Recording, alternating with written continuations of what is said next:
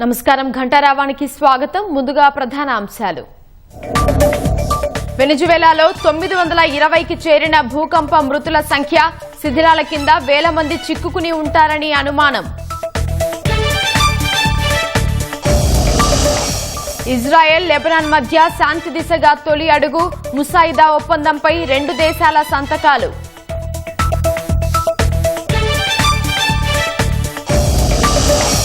ఇరాన్లోని క్షిపణి, drone స్థావరాలపై America దాడులు, హార్ముజ్లో నౌకపై దాడికి ప్రతీకారమని వెల్లడి.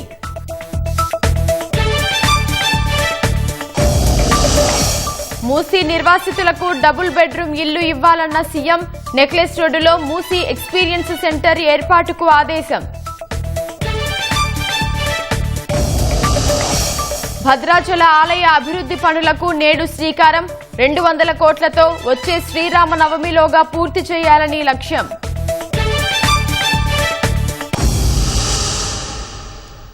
జంట భూకంపాల దెబ్బకు విధ్వంసానికి గురైన వెనిజువేలాలో మృతుల సంఖ్య వందల్లో పెరుగుతూ పోతుంది.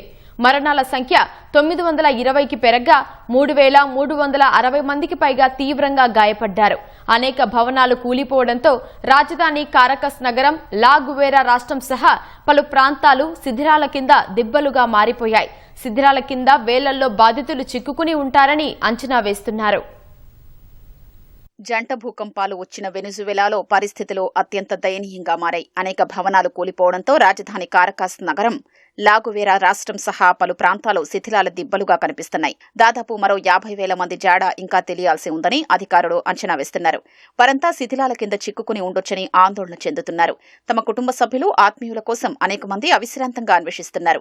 వారు ప్రాణాలతో బయటపడాలని ప్రార్థిస్తున్నారు. వరుస భూకంపాల తీవ్రతకు 67.6 లక్షల మంది ప్రభావితమయ్యారని, ఒక్క కారకాస్లోనే ఈ సంఖ్య 20 లక్షల వరకు ఉందని అంతర్జాతీయ వలసల సంస్థ తెలిపింది. శిథిలాల కింద ఇప్పటికీ చాలా మంది చిక్కుకుని ఉండడంతో మరణాల సంఖ్య మరింత పెరిగే ముప్పుందని స్థానిక అధికారులు ఆందోళన వ్యక్తం చేశారు.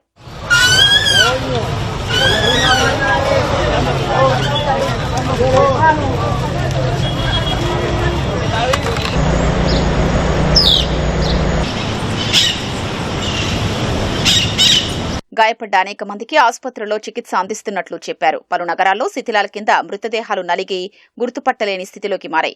చాలా మంది తమ ఆత్మీయుల పేర్లు రాసి ఉన్న ప్లకార్డుల్ని పట్టుకుని వారి జాడ కోసం అన్వేషిస్తున్నారు. వేలాది మంది కార్లు, పార్కులు, రోడ్లపైనే బిక్కుబిక్కుమంటూ గడుపుతున్నారు. పిల్లల్ని కోల్పోయిన తల్లిదండ్రులు గుండెలా విసేలా రోధించారు.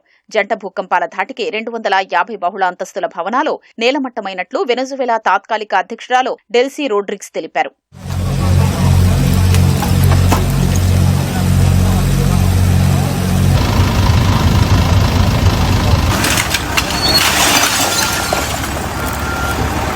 వెనిజువేలాలో సహాయక చర్యలు చేపట్టేందుకు ప్రపంచ దేశాల నుంచి సహాయక బృందాలు తరలి వచ్చాయి. వెనిజువేలాను ఆదుకునేందుకు $150 మిలియన్ విలువైన సహాయక సామాగ్రిని అందిస్తామని అమెరికా ప్రకటించింది. ఆ సామాగ్రిని తరలించేందుకు 2 యుద్ధ నౌకలతో పాటు రవాణా విమానాలు, హెలికాప్టర్లను సిద్ధం చేసింది. Spain, Germany, France, Switzerland, Netherland, Mexico, Brazil తదితర దేశాలు సహాయక సిబ్బంది, వైద్య సిబ్బంది, మానవతా సాయం అందిస్తున్నాయి. ఆపరేషన్ అమిస్తాద్ పేరుతో వెనిజువేలాకు భారత్ ఆపన్నహస్తం అందించింది. ఈ ఆపరేషన్లో భాగంగా ఆ దేశానికి సైన్యానికి చెందిన ఫీల్డ్ హాస్పిటల్ యూనిట్ 35 టన్నులకు పైగా సహాయ సామాగ్రి, మందులు, వైద్య పరికరాల్ని వాయుసేనకు చెందిన 2 C-17 గ్లోబ్ మాస్టర్ విమానాల్లో భారత్ తరలించింది. మూసీ ప్రాజెక్టు ప్రణాళికలు, నమూనాలతో నెక్లెస్ రోడ్డులో ఎక్స్పీరియన్స్ సెంటర్ ఏర్పాటు చేయాలని ముఖ్యమంత్రి రేవంత్ రెడ్డి ఆదేశించారు. మూసీ ప్రాజెక్టులో చేపట్టబోయే పనులన్నీ ఆ కేంద్రంలో ప్రతిబింబించాలని సీఎం అన్నారు. ఎక్స్పీరియన్స్ సెంటర్లో మూసీ ప్రాజెక్టుపై ప్రజల అభిప్రాయాలను కూడా తీసుకోవాలని ముఖ్యమంత్రి సూచించారు. మర్రి చెన్నారెడ్డి మానవ వనరుల అభివృద్ధి కేంద్రంలో మూసీ రివర్ ఫ్రంట్పై ముఖ్యమంత్రి రేవంత్ రెడ్డి సమీక్ష నిర్వహించారు. మూసీ రివర్ బెడ్లో నివసిస్తున్న వారికి డబుల్ బెడ్రూమ్ ఇల్లు కేటాయించాలని రేవంత్ రెడ్డి ఆదేశించారు. ప్రాజెక్టు భూసేకరణ కోసం ఆసక్తి ఉన్న వారికి టీడీఆర్ ఇవ్వాలని, లేదంటే పరిహారం చెల్లించాలని ఆయన స్పష్టం చేశారు. గాంధీ సరోవర్ ప్రాజెక్టు కోసం తీసుకుంటున్న రక్షణ శాఖ భూముల్లో ఉన్న నిర్మాణాలను రాష్ట్ర ప్రభుత్వమే తరలించాల్సి ఉంటుందని ముఖ్యమంత్రి తెలిపారు. సమీక్షకు మంత్రి పొంగులేటి శ్రీనివాసరెడ్డి, ఎంపీ నరేందర్ రెడ్డి, ఉన్నతాధికారులు పాల్గొన్నారు. తుంగభద్రలో పూడికతీత నవలి రిజర్వాయర్ నిర్మాణం ఆర్డీఎస్ నుంచి తెలంగాణకు 15.9 టీఎంసీల నీటి మళ్లింపుపైనే తుంగభద్ర జల వివాదాల పరిష్కారానికి నియమించే కమిటీ అధ్యయనం చేయనుంది. ఈ 3 అంశాలపై పూర్తి సమాచారం పంపాలని కేంద్ర జలశక్తి శాఖలోని కీలక అధికారి తుంగభద్ర బోర్డు ముఖ్యుడిని ఆదేశించారు. తుంగభద్ర జలాశయంలో 1 టీఎంసీ నీటి నిల్వ పెంచేలా పూడిక తీయాలంటే 100 కోట్లు ఖర్చవుతుందని 1989లోనే అంచనా వేశారు. తుంగభద్రలో పూడిక వల్ల 26.7 టీఎంసీల నిల్వ తగ్గిపోయిందని లెక్కగట్టారు. ఈ పూడిక తొలగింపు, రవాణా ఖర్చులు కలిపి 24,600 కోట్లవుతుందని లెక్కించారు. అంటే 1 టీఎంసీ నీటి నిల్వ పెంచాలంటే 920 కోట్లు ఖర్చవుతుంది. ఈ సమస్యకు కమిటీ ఎలాంటి పరిష్కారం చూపుతుంది అనేది ఆసక్తికరంగా మారింది. తుంగభద్రలో పూడిక వల్ల ఏర్పడిన నష్టాన్ని భర్తీ చేసేందుకు 30 టీఎంసీలతో నవలి జలాశయం నిర్మిస్తామని కర్ణాటక ప్రతిపాదించింది. ఇందుకు ఆంధ్రప్రదేశ్ ఇప్పటికే అభ్యంతరాలు తెలిపింది. తుంగభద్ర నుంచి తమకు కేటాయించిన నీటిని వాడుకునేందుకు ప్రత్యామ్నాయ ఏర్పాట్లకు అనుమతిస్తే తప్ప నవలికి అంగీకారం చెప్పలేమని ఏపీ తేల్చి చెప్పింది. భద్రాచలం శ్రీ సీతారామచంద్ర స్వామి వారి ఆలయంలో అభివృద్ది పనులు నేడు ప్రారంభం కానున్నాయి. భద్రాద్రి ఆలయ అభివృద్దికి గోదావరి పుష్కరాలకు ముఖ్యమంత్రి రేవంత్ రెడ్డి 351 కోట్లు కేటాయించగా 200 కోట్లతో ఆలయ అభివృద్ది పనులు చేపడుతున్నారు. ఆగమ శాస్త్ర ప్రకారం ఆలయ అభివృద్ది పనులు ప్రారంభించనున్నారు. యుద్ధ ప్రాతిపదికన పనులు పూర్తి చేయాలని ఇప్పటికే మంత్రి పొంగులేటి ఆదేశించారు. భక్తుల మనోభావాలకు అనుగుణంగా ఆగమ శాస్త్ర నియమాలను ఖచ్చితంగా పాటిస్తూ ఆలయ అభివృద్ది పనులు చేపట్టాలని స్పష్టం చేశారు. ప్రభుత్వం నిర్దేశించిన గడువులోనే పనులు పూర్తయ్యేలా ప్రత్యేక కార్యాచరణతో ముందుకు సాగాలని అధికారులను సూచించారు. వచ్చే ఏడాది శ్రీరామనవమి నాటికి పనులు పూర్తి చేయాలని మంత్రి దిశానిర్దేశం చేశారు. నల్గొండలో ఒకే కుటుంబానికి చెందిన 4గురిని హత్య చేసిన కేసులో పోలీసులు నిందితులను అరెస్టు చేశారు. భార్య, భర్తతో పాటు 2 పిల్లలను ఒక్కడే చంపాడని, నిందితుడు మృతురాలి సోదరి అల్లుడేనని తెలిపారు. హత్య ఎలా చేయాలి, ఎలా తప్పించుకోవాలి అనే విషయాలను యూట్యూబ్లో చూసి ఈ ఘాతుకానికి పాల్పడ్డానని స్పష్టం చేశారు. ఈ నెల 20న తెల్లవారుజామున ఒకరి తర్వాత ఒకరిని కత్తితో పొడిచి చంపుతూ 4గురిని హతమార్చాడని పోలీసులు వెల్లడించారు. రాష్ట్ర వ్యాప్తంగా సంచలనం సృష్టించిన ఒకే కుటుంబానికి చెందిన 4గురి హత్య కేసును నల్గొండ పోలీసులు ఛేదించారు. జిల్లా కేంద్రంలోని తెలంగాణ కాలనీలో ఓ ఇంట్లో నుంచి దుర్వాసన వస్తోందని ఈ నెల 22న సాయంత్రం పోలీసులకు సమాచారం అందింది. ఘటనా స్థలానికి వెళ్లి గేటుకు ఉన్న తాళాన్ని పగులగొట్టిన పోలీసులు లోనికెళ్లి చూసేసరికి ఇంటి ఆవరణలో బాత్రూం వద్ద 3 మృతదేహాలు, గదిలో మంచం కింద 1 మృతదేహం కనిపించింది. కుళ్లిపోయిన స్థితిలో ఉన్న 4 మృతదేహాల్లో ఆవరణలో దంపతులు సుల్తాన్, హసీనా, కుమారుడు ముజమ్మిల్ మృతదేహాలు ఉండగా గదిలో మంచం కింద ఉన్నది వారి కుమార్తె అఫోరా మృతదేహంగా గుర్తించారు. అనుమానాస్పద మృతి కింద కేసు నమోదు చేసిన పోలీసులు మృతదేహాల్ని పోస్టుమార్టానికి తరలించారు. పోస్టుమార్టంలో కత్తితో పొడిచిన గాయాలు ఉన్నట్లు తేలడంతో కేసును హత్య కేసుగా మార్చి దర్యాప్తు వేగవంతం చేశారు. ఒక్కడే 4గురిని చంపినట్లు తేల్చారు.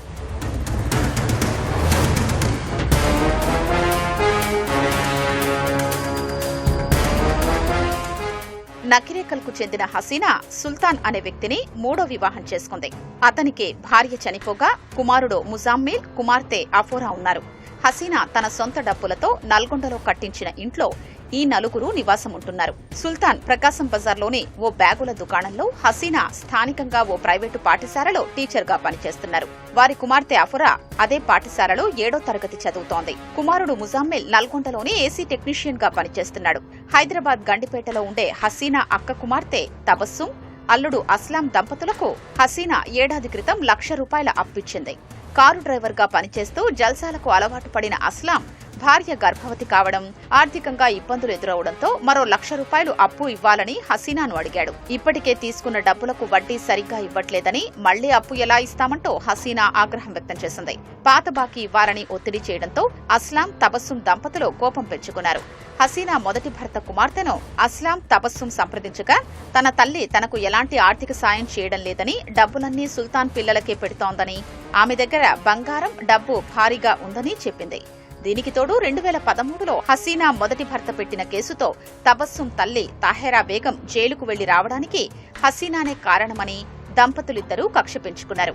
ఆపదలో ఉన్న తమకు సాయం చేయలేదని, ఎలాగైనా హసీనా ఇంట్లో దొంగతనం చెయ్యమని తబస్సుం భర్త అస్లాంకు చెప్పినట్లు తెలుస్తోంది. దీంతో ఈ ఏడాది ఫిబ్రవరి 28న అస్లాం హైదరాబాద్ బండ్లగూడకు చెందిన తన స్నేహితుడు సోహైల్తో కలిసి మధ్యాహ్నం హసీనా ఇంట్లో ఎవ్వరూ లేని సమయంలో తాళం పగులగొట్టి చోరీకి వెళ్లాడు. ఇంట్లో ఎక్కడా డబ్బు, బంగారం, ఇతర విలువైన వస్తువులేవీ దొరక్కపోవడంతో కోపంతో అస్లాం కోడిగుడ్లను గోడలకు పగులగొట్టి పారిపోయినట్లు సమాచారం. ఇటీవల తబస్సుం, అస్లాం దంపతులకు ఆర్థిక సమస్యలు ఎక్కువయ్యాయి. హసీనా కొత్త ఇల్లు కొనడానికి బ్యాంకులో 2,25,000 ఫిక్స్డ్ డిపాజిట్ చేసిందని, ఇంట్లో 10 తులాల బంగారం, నగదు ఉన్నాయని ఇద్దరూ తెలుసుకున్నారు. హసీనా ఒంటిపై బంగారం ఉంటుందని, ఆమెను చంపి ఆ బంగారం సొంతం చేసుకోవచ్చని అస్లాం భావించాడు. ఎలా చంపాలి, పోలీసులకు దొరకకుండా ఏం చెయ్యాలి, హత్య తర్వాత శవాలు ఎన్ని రోజులకు కుళ్లిపోతాయి తదితర విషయాల్ని యూట్యూబ్లో వెతికి చూసి పథకం వేసుకున్నాడు. ఈ నెల 19న సాయంత్రం గండిపేట నుంచి కత్తి వెంటబెట్టుకుని కారులో నల్గొండకు బయలుదేరాడు. సుల్తాన్కు ఫోన్ చేసి తాను నల్గొండకు వస్తున్నానని, రాత్రి 11 గంటలకు మీ ఇంటికొస్తానని చెప్పాడు.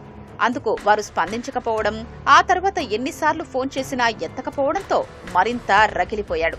రాత్రి 2 గంటలకు హసీనా వాళ్ల ఇంటి వద్దకు చేరుకున్నాడు. ప్రహరీ గోడ దూకి ఇంటి ఆవరణలోకి ప్రవేశించి మాటు వేశాడు. వరుసగా ఒకరి తర్వాత ఒకరిని, నలుగురిని అతి కిరాతకంగా హత్య చేశాడు.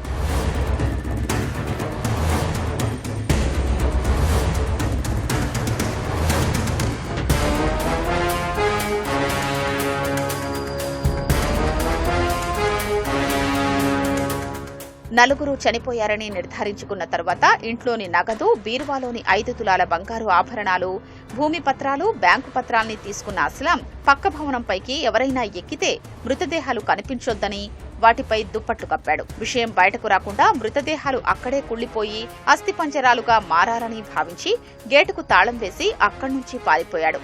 హైదరాబాద్ వెళ్లి స్నేహితుడు సోహైల్ సాయంతో సరూర్ నగర్లోని నగల వ్యాపారి హేమంత్ కుమార్ వద్ద తాకట్టు పెట్టాడు. వాటికొచ్చిన 5,30,000 రూపాయలు తీసుకుని పోలీసులకు దొరకకుండా తిరుగుతున్నాడు. ఈ నెల 22న కేసు నమోదు చేసిన పోలీసులు నలుగురిని అరెస్టు చేసి వారి నుంచి కారు, 3 లక్షలకు పైగా నగదు, హత్యకు ఉపయోగించిన కత్తి, అపహరించిన ఆభరణాలు, ఆస్తిపత్రాలు స్వాధీనం చేసుకున్నారు.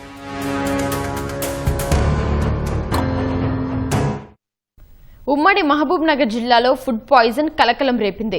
నగరంలోని న్యూ మోతీనగర్లో ఓ పెళ్లి వేడుకలో మిగిలిన ఖద్దూ కా ఖీర్ తీసుకున్న 20 మంది వరుసగా వాంతులు చేసుకుని అస్వస్థతకు గురయ్యారు. వెంటనే స్థానికులు అంబులెన్స్, ద్విచక్ర వాహనాలపై ప్రభుత్వ జనరల్ ఆసుపత్రికి తరలించారు. బాధితుల్లో 7 పెద్దవాళ్లు కాగా 13 మంది చిన్నారులు ఉన్నారు. వెంటనే చికిత్స అందించిన వైద్యులు ఎవరికీ ప్రాణాపాయం లేదని వెల్లడించారు.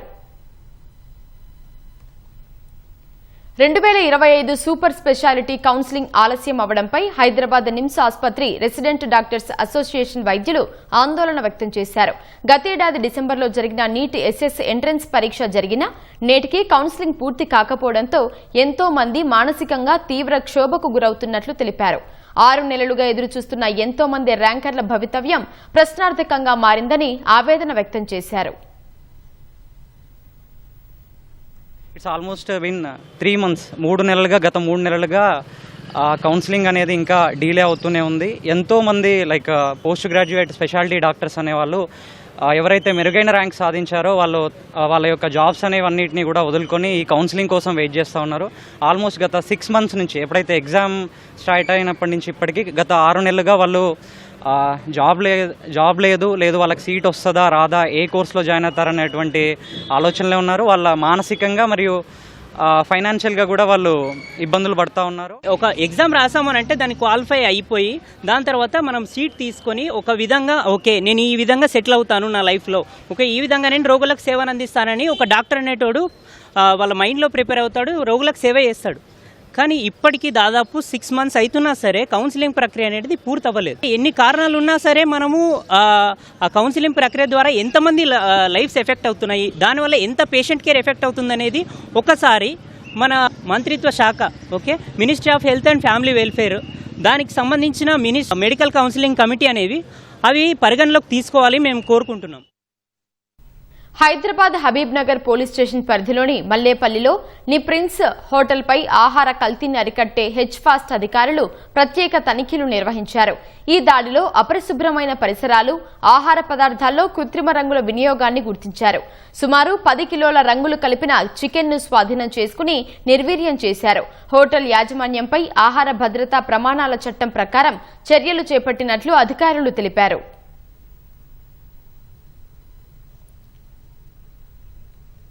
అయోధ్య రామాలయంలో భక్తుల కానుకల దుర్వినియోగానికి సంబంధించిన కేసులో సంచలన విషయాలు వెలుగుచూశాయి. భక్తులు సమర్పించిన కానుకలను లెక్కించే సిబ్బందే చేతివాటం ప్రదర్శించారని సిట్ విచారణలో తేలింది. సీసీటీవీ కెమెరాలను ఏమార్చి లక్షలాది రూపాయల నగదుతో పాటు బంగారు ఆభరణాలను కాజేశారు. ఆలయ అధికారుల అప్రమత్తత, రహస్య కెమెరాలతో అయోధ్య రామాలయంలో దొంగల బాగోతం బయటపడింది.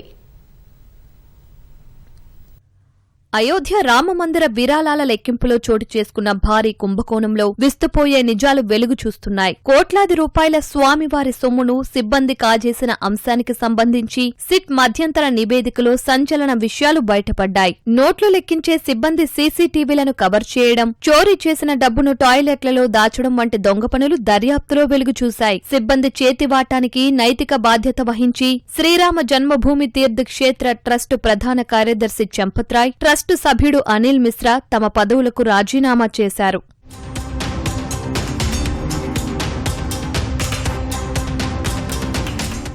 అయోధ్య రామాలయంలో భక్తులు సమర్పించుకునే విరాళాలను బ్యాంకులో జమ చేసే సమయంలో నోట్ల కట్టల్లో నోట్లు తక్కువ రావడంతో అధికారులకు అనుమానం వచ్చింది. హుండీల్లో రోజుకు సగటున 6 నుంచి 7 లక్షల రూపాయల కానుకలు వస్తుండగా 500 రూపాయల నోట్ల కట్టల్లో పదే నగదు తక్కువ వస్తుండడాన్ని గుర్తించారు. అప్రమత్తమైన ఆలయ అధికారులు సిబ్బందికి తెలియకుండా లెక్కింపు గదిలో రహస్య కెమెరాలను ఏర్పాటు చేశారు. వాటిలో సిబ్బంది చేతివాటమంతా రికార్డయింది. కొందరు ఉద్యోగులు ఉద్దేశపూర్వకంగా సీసీటీవీ కెమెరాలకు అడ్డుగా నిలబడగా, మరో ఉద్యోగి నోట్ల కట్టల నుంచి డబ్బులు తీసి దుస్తుల్లో దాచుకోవడం రహస్య కెమెరాల్లో స్పష్టంగా రికార్డయింది. ఈ ఏడాది ఏప్రిల్ 27 నుంచి జూన్ 5 మధ్యకాలంలోనే 70 సార్లు చోరీ జరిగినట్లు సీసీ ఫుటేజ్ ద్వారా వెల్లడైనట్లు సిట్ అధికారులు తమ నివేదికలో పేర్కొన్నారు.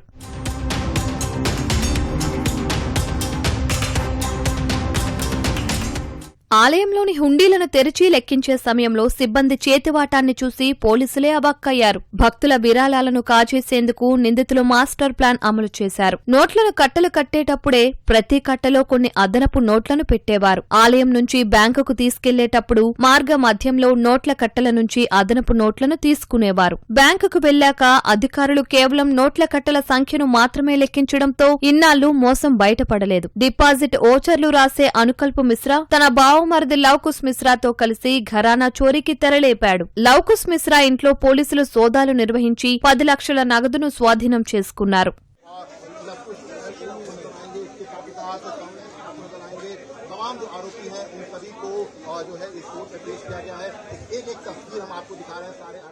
విరాళాల లెక్కింపు విభాగంలో ఉద్యోగుల నియామకం పైరవీలతోనే జరిగినట్లు సిట్ దర్యాప్తులో తేలింది. శ్రీరామ జన్మభూమి తీర్థక్షేత్ర ట్రస్టు మాజీ ప్రధాన కార్యదర్శి చంపత్రాయ్ దగ్గర డ్రైవర్గా పనిచేసిన రామ్శంకర్ యాదవ్ తన బంధువులను పనిలో పెట్టించాడు. లెక్కింపు గది నుంచి బయటకు వెళ్లే సమయంలో సిబ్బందిని కనీసం తనిఖీ చేయకపోవడమే ఈ చోరీకి ప్రధాన కారణమని దర్యాప్తు అధికారులు గుర్తించారు. అవినాష్ పాండే అనే మరో నిందితుడు ఏకంగా చోరీ చేసిన డబ్బును తన బ్యాంకు అకౌంట్లలో జమ చేసినట్లు తేలింది. నగదు మాత్రమే కాకుండా భక్తులు స్వామివారికి సమర్పించిన బంగారు కమ్మలు, ముక్కు పుడకలు, గాజులు, పట్టీలతో పాటు వెండి ఆభరణాలను సైతం నిందితులు రికార్డుల్లో నమోదు చేయకుండా స్వాహా చేశారు.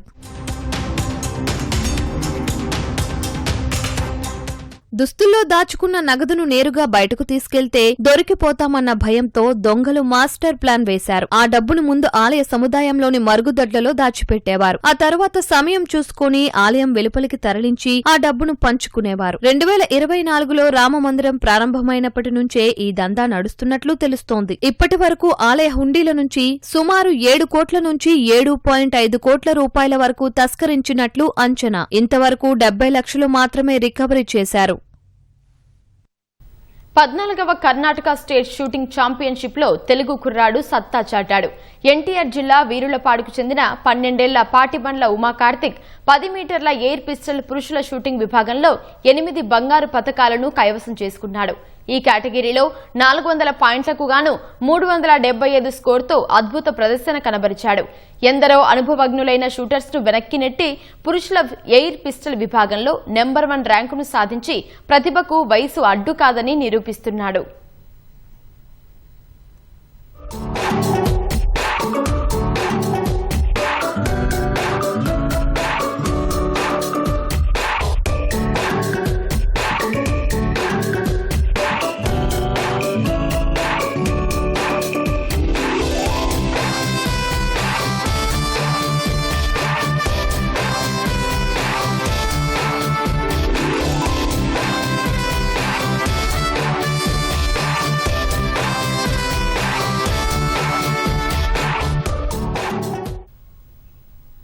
ఉద్యోగుల భవిష్య నిధి సంస్థ త్వరలో కొత్త నియామకాలను అమలు చేయనుంది. ఇకపై వ్యక్తిగత పీఎఫ్ ఖాతాలో 25% కనీస నిల్వను తప్పనిసరి చేయనుంది. తరచూ ఉపసంహరణలతో కార్మికులకు పదవీ విరమణ సమయంలో చేతిలో నిధులు ఉండటం లేదని గుర్తించిన ఈపీఎఫ్ఓ ఈ నిర్ణయం తీసుకుంది. ఉపసంహరణల పరిమితి సంఖ్యను పెంచనుంది. యూపీఐ ద్వారా నేరుగా పీఎఫ్ క్లెయిమ్ చేసుకోవడం, ఆటోమేషన్లో వేగంగా ఆమోదం లభిస్తే వెంటనే నగదు బ్యాంకు ఖాతాలో జమ అయ్యేలా మార్పులు చేస్తోంది. ఈ మేరకు ఈపీఎఫ్ఓ కేంద్రీకృత ఐటీ వ్యవస్థలో సమూల మార్పులు చేస్తోంది. ఈపీఎఫ్ఓ పాస్బుక్, మెంబర్, యాజమాన్యాల పోర్టల్ వెబ్సైట్ను ఈ నెల 30 వరకు మూసివేసి అప్గ్రేడ్ చేయనుంది. కొత్త వెబ్సైట్, క్లెయిమ్ వ్యవస్థ, నూతన పథకాలు, ఐటీ వ్యవస్థలను జూలై 1 నుంచి అమల్లోకి తెచ్చే అవకాశం ఉంది. 2025-26 ఏడాదికి నిర్ణయించిన 8.25% వడ్డీని ఈ నెల 30లోగా ఖాతాల్లో జమ చేయనుంది. అమెరికా, ఇరాన్ మధ్య శాంతి ఒప్పందంపై అనిశ్చితి నెలకొంది. హార్ముజ్ జలసంధిలో కార్గో నౌకపై డ్రోన్ దాడి చేసిందంటూ ఇరాన్పై అమెరికా దాడులు చేసింది. ఇరాన్ దాడిని కాల్పుల విరమణ ఉల్లంఘన పరిగణించిన అగ్రరాజ్యం ఆ దేశంలోని క్షిపణి, డ్రోన్ స్థావరాలతో పాటు తీర ప్రాంత రాడార్ కేంద్రాలపై దాడులు చేసినట్లు ప్రకటించింది. అంతకుముందు శ్వేత సౌధంలో జరిగిన మీడియా సమావేశంలో అమెరికా అధ్యక్షుడు డొనాల్డ్ ట్రంప్ ఈ దాడుల గురించి పరోక్షంగా సంకేతాలు ఇచ్చారు. కార్గో నౌకపై ఇరాన్ 4 డ్రోన్లతో దాడి చేయడాన్ని తీవ్రంగా ఖండిస్తున్నట్లు ట్రంప్ చెప్పారు. అమెరికా ప్రతిదాడులు చేస్తుందన్న విలేకరుల ప్రశ్నకు ఏం జరుగుతుందో మీరే చూస్తారు అని ట్రంప్ బదులిచ్చారు. ఇరాన్ దాడి తర్వాత హార్ముజ్లో నౌకల రాకపోకలు మందగించాయని మెరైన్ డేటా సంస్థ విండ్ వర్డ్ తెలిపింది. బుధవారం రికార్డు స్థాయిలో 78 నౌకలు జలసంధిని దాటగా తాజా దాడి తర్వాత కేవలం 43 నౌకలు మాత్రమే ప్రయాణించినట్లు వెల్లడించింది. హెజ్బొల్లా మిలిటెంట్ గ్రూప్ను తుదముట్టించడమే లక్ష్యంగా లెబనాన్పై క్షిపణి దాడులతో విరుచుకుపడుతున్న ఇజ్రాయెల్ ఎట్టకేలకు శాంతించింది. ఘర్షణలకు ముగింపు పలికే దిశగా ఇరు దేశాలు ముసాయిదా శాంతి ఒప్పందాన్ని ప్రకటించాయి. వాషింగ్టన్ వేదికగా జరిగిన చర్చల్లో అమెరికా విదేశాంగ మంత్రి మార్కో రూబియో సమక్షంలో ఇరు దేశాల రాయబారులు సంతకాలు చేశారు. అయితే ఈ ఒప్పందం పూర్తి వివరాలు ఇంకా వెల్లడి కాలేదు. ముసాయిదా శాంతి ఒప్పందంపై ఇజ్రాయెల్ ప్రధాని నెతన్యాహు హర్షం వ్యక్తం చేశారు. ఇది శాంతి దిశగా వేసిన తొలి అడుగుగా ఆయన అభివర్ణించారు. సుదీర్ఘంగా సాగిన చర్చలు నేడు ఫలించాయని పేర్కొన్నారు. ఇజ్రాయెల్ సైన్యం ఆధీనంలో ఉన్న ప్రాంతాలను క్రమంగా లెబనాన్ బలగాల నియంత్రణలోకి తెచ్చేందుకు ముసాయిదా అనుమతిస్తుందన్నారు. శాంతి దిశగా తొలి అడుగు పడిందని అమెరికా విదేశాంగ మంత్రి మార్కో రూబియో తెలిపారు. ఇరు దేశాల ప్రజలు ఘర్షణలు కోరుకోవడం లేదని చెప్పారు. Lebanon have suffered tremendously now for decades as a result of outside interference in their affairs, of countries trying to use the country as a launch pad for attacks. And this is not what the people of Lebanon want, and that's not what they deserve. What they deserve to have is what they once had, and of which there is recent history of, and that is a prosperous and peaceful country. And it will take a lot of work and some time to get back to that point. But we believe today is the first step in that journey. And the first step is sometimes the hardest step, but it's the one we're taking together today. Obviously, the people of Israel deserve to live in peace and security. The people of northern Israel in particular, who have been targeted repeatedly. అమెరికాకు చెందిన digital సేవా సంస్థలపై పన్నులు విధించే దేశాలకు అధ్యక్షుడు Donald Trump తీవ్ర హెచ్చరికలు జారీ చేశారు. అలాంటి దేశాల నుంచి వచ్చే దిగుమతులపై 100% టారిఫ్ విధిస్తామని ఆయన తేల్చి చెప్పారు. అమెరికా కంపెనీలపై పన్నులు విధించేందుకు కొన్ని ఐరోపా దేశాలు సిద్దమవుతున్నాయనే వార్తల నేపథ్యంలో ట్రంప్ సోషల్ మీడియా వేదికగా మండిపడ్డారు. ఆయా దేశాలతో గతంలో కుదుర్చుకున్న వాణిజ్య ఒప్పందాలను సైతం పక్కన పెట్టి కొత్త పన్నును విధిస్తామని స్పష్టం చేశారు.